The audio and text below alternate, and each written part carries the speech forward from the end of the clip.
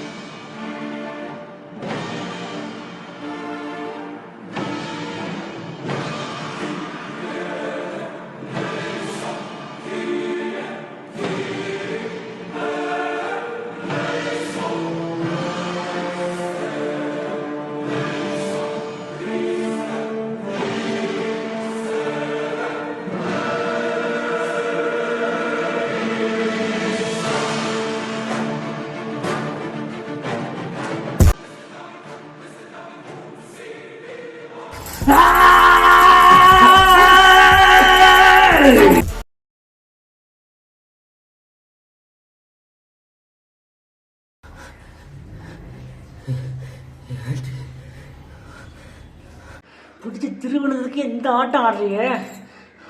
இங்க அறுக்கிறது அங்க அறுக்கிறதுக்கு எவ்வளவு நேரம் ஆயிரும்?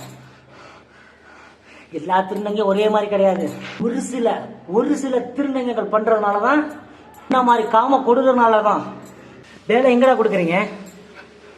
வேற வழி இல்ல.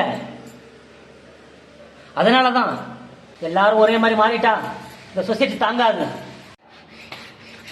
எங்களையே இந்த மாதிரி ஆக்கிருக்கீங்க. அப்ப இந்த குழந்தைங்கள அதையும் எங்க விடுறீங்க?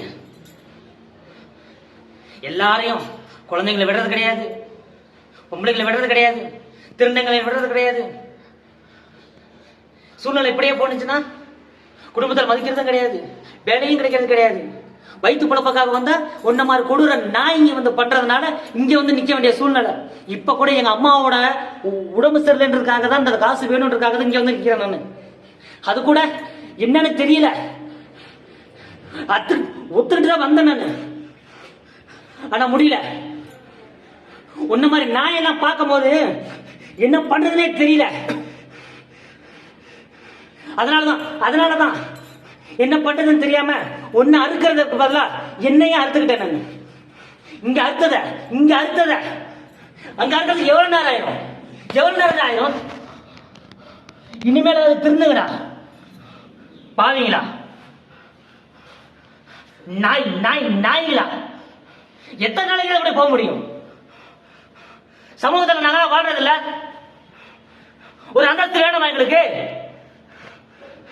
எத்தனை நாளைக்கு தான் அப்படியே போக முடியும்? நாய்களா திருந்துங்கடா. குடும்ப சூழ்நிலை வயிறு பொறுப்புக்காக தான்